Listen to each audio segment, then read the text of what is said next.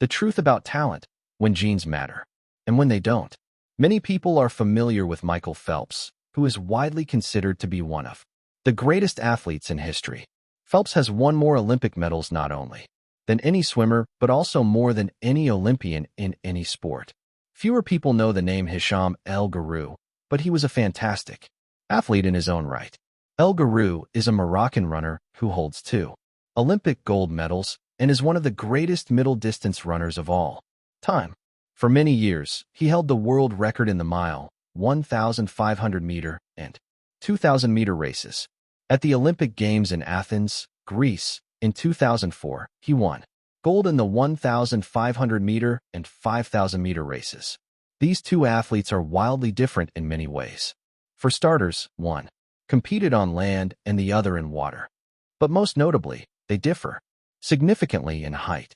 El Guerrouj is 5 feet, 9 inches tall. Phelps is 6 feet, 4 inches tall. Despite this 7-inch difference in height, the two men are identical in one respect. Michael Phelps and Hicham El Guerrouj wear the same length inseam on their pants. How is this possible? Phelps has relatively short legs for his height and a very long torso, the perfect build for swimming. El Guerrouj has incredibly long legs and a short upper body, an ideal frame for distance running. Now, imagine if these world-class athletes were to switch sports. Given his remarkable athleticism, could Michael Phelps become an Olympic-caliber distance runner with enough training? It's unlikely. At peak fitness, Phelps weighed 194 pounds, which is 40% heavier than El Guerrouj, who competed at an ultralight 138 pounds. Taller runners are heavier runners, and every extra pound is a curse when it comes to distance running. Against elite competition, Phelps would be doomed from the start.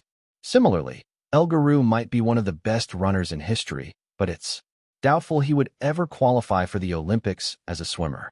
Since 1976, the average height of Olympic gold medalists in the men's 1,500-meter run is 5 feet, 10 inches. In comparison, the average height of Olympic gold medalists in the men's 100-meter freestyle swim is 6 feet, 4 inches. Swimmers tend to be tall and have long backs and arms, which are ideal for pulling through the water. El Guerrouj would be at a severe disadvantage before he ever touched the pool. The secret to maximizing your odds of success is to choose the right field of competition. This is just as true with habit change as it is with sports and business. Habits are easier to perform and more satisfying to stick with when they align with your natural inclinations and abilities. Like Michael Phelps in the pool or Hicham El Guerrouj on the track, you want to play a game where the odds are in your favor. Embracing this strategy requires the acceptance of the simple truth that people are born with different abilities. Some people don't like to discuss this fact. On the surface, your genes seem to be fixed, and it's no fun to talk about things you cannot control. Plus, phrases like biological determinism makes it sound like certain individuals are destined for success and others doomed to failure. But this is a short-sighted view of the influence of genes on behavior. The strength of genetics is also their weakness. Genes cannot be easily changed, which means they provide a powerful advantage in favorable circumstances and a serious disadvantage in unfavorable circumstances. If you want to dunk a basketball, being 7 feet tall is very useful. If you want to perform a gymnastics routine, being 7 feet tall is a great hindrance. Our environment determines the suitability of our genes and the utility of our natural talents. When our environment changes, so do the qualities that determine success. This is true not just for physical characteristics, but for mental ones as well. I'm smart if you ask me about habits and human behavior, not so much when it comes to knitting, rocket propulsion, or guitar chords. Competence is highly dependent on context. The people at the top of any competitive field are not only well-trained, they are also well-suited to the task. And this is why, if you want to be truly great, selecting the right place to focus is crucial. In short, genes do not determine your destiny. They determine your areas of opportunity. As physician Gabor Mate notes, genes can predispose, but they don't predetermine. The areas where you are genetically predisposed to success are the areas where habits are more likely to be satisfying.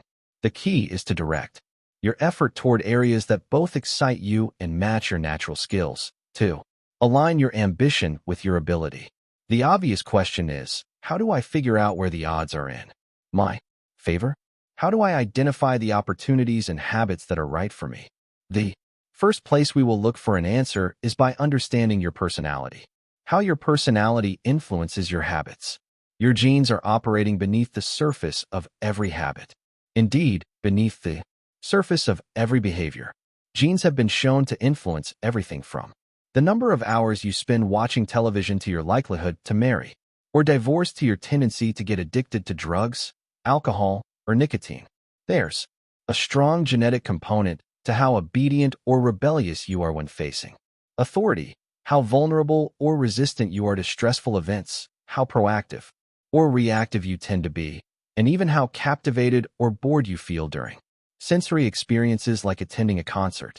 As Robert Plowman, a behavioral geneticist at King's College in London, told me, it is now at the point where we have stopped testing to see if traits have a genetic component because we literally can't find a single one that isn't influenced by our genes. Bundled together, your unique cluster of genetic traits predispose you to a particular personality. Your personality is the set of characteristics that is consistent from situation to situation. The most proven scientific analysis of personality traits is known as the Big Five, which breaks them down into 5 spectrums of behavior. 1. Openness to experience, from curious and inventive on one end to cautious and consistent on the other. 2. Conscientiousness, organized and efficient to easygoing and spontaneous. 3. Extroversion, outgoing and energetic to solitary and reserved. You likely know them as extroverts versus introverts. 4. Agreeableness, friendly and compassionate to challenging and detached. 5. Neuroticism, anxious and sensitive to confident, calm, and stable. All 5 characteristics have biological underpinnings. Extroversion, for instance, can be tracked from birth. If scientists play a loud noise in the nursing ward, some babies turn toward it while others turn away. When the researchers tracked these children through life, they found that the babies who turned toward the noise were more likely to grow up to be extroverts. Those who turned away were more likely to become introverts. People who are high in agreeableness are kind, considerate, and warm.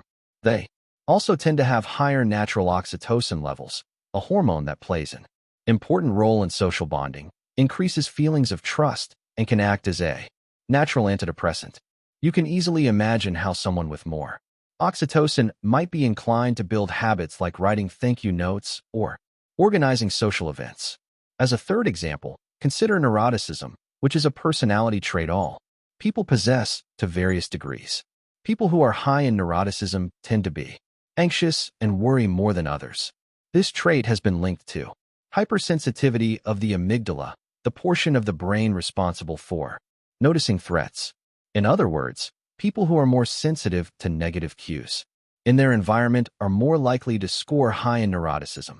Our habits are not solely determined by our personalities, but there is no doubt that our genes nudge us in a certain direction.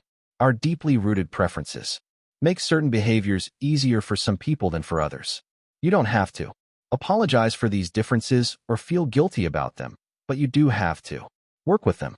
A person who scores lower on conscientiousness, for example, will be less likely to be orderly by nature and may need to rely more heavily on environment designed to stick with good habits. As a reminder for the less conscientious readers among us, environment design is a strategy we discussed in chapters 6 and 12. The takeaway is that you should build habits that work for your personality. Asterisk.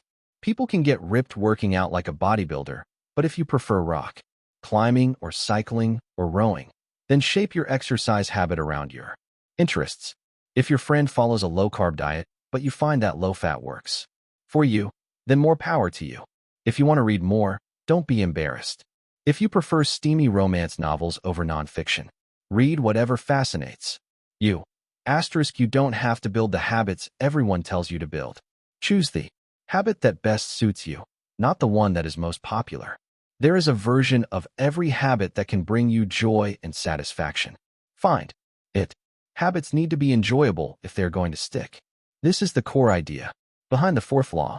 Tailoring your habits to your personality is a good start, but this is not the end of the story. Let's turn our attention to finding and designing situations where you're at a natural advantage. How to find a game where the odds are in your favor.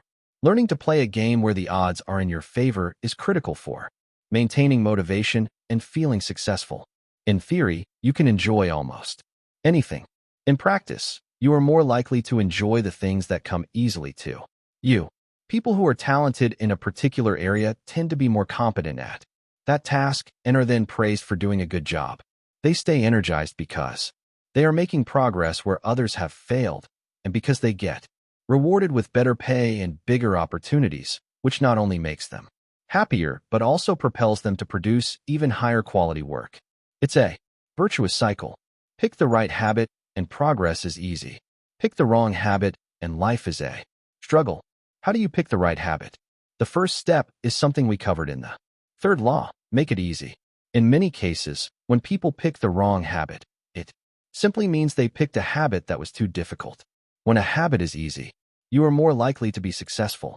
When you are successful, you are more likely to feel satisfied. However, there is another level to consider. In the long run, if you continue to advance and improve, any area can become challenging. At some point, you need to make sure you're playing the right game for your skill set. How do you figure that out? The most common approach is trial and error. Of course, there's a problem.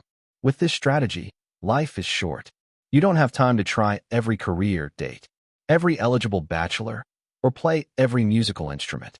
Thankfully, there is an effective way to manage this conundrum, and it is known as the explore/exploit trade-off. In the beginning of a new activity, there should be a period of exploration. In relationships, it's called dating. In college, it's called the liberal arts. In business, it's called split testing. The goal is to try out many possibilities, research a broad range of ideas, and cast a wide net.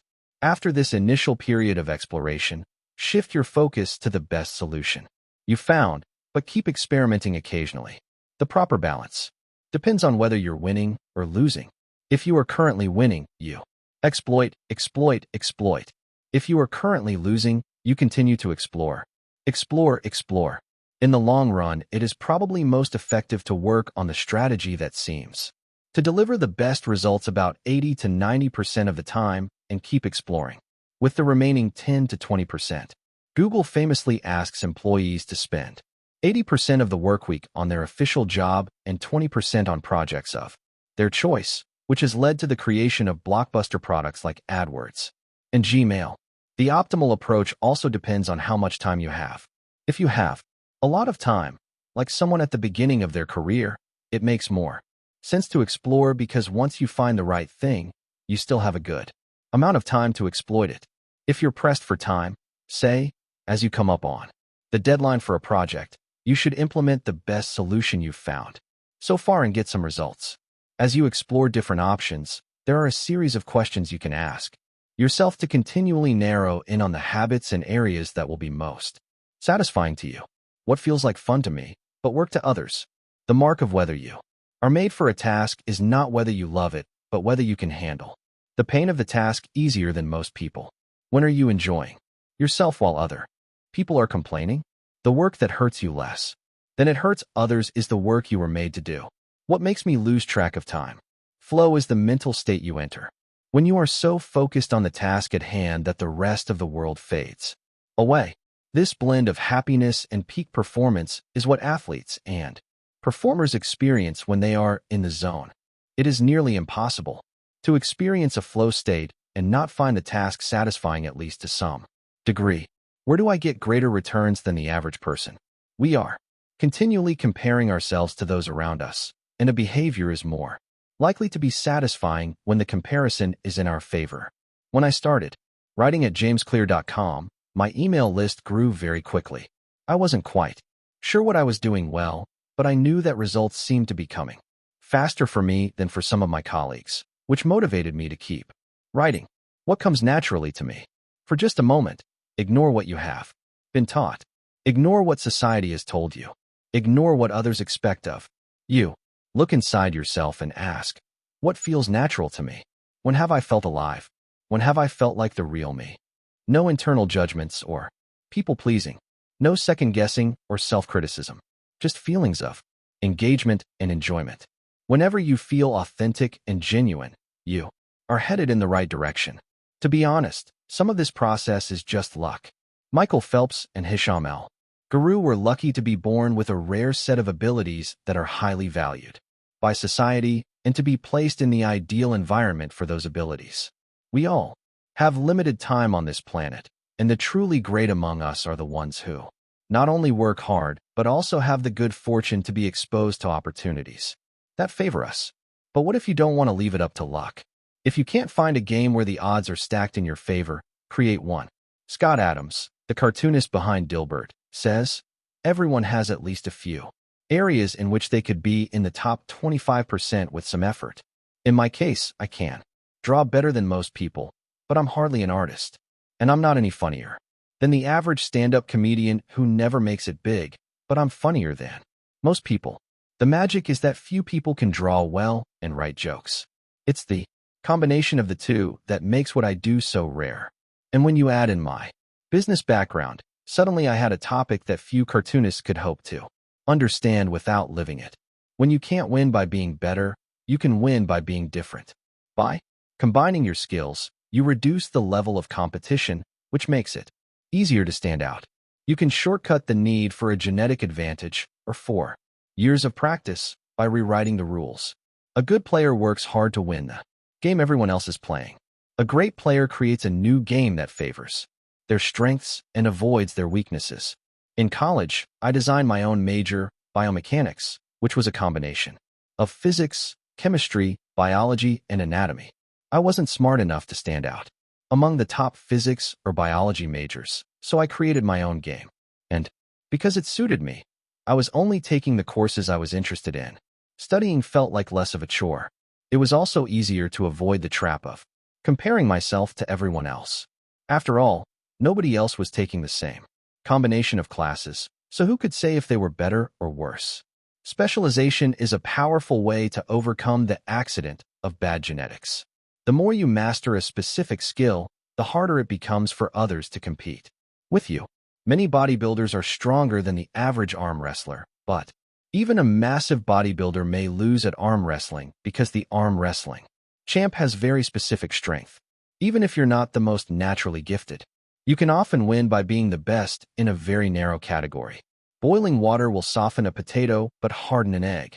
You can't control whether you're a potato or an egg, but you can decide to play a game where it's better to be hard or soft.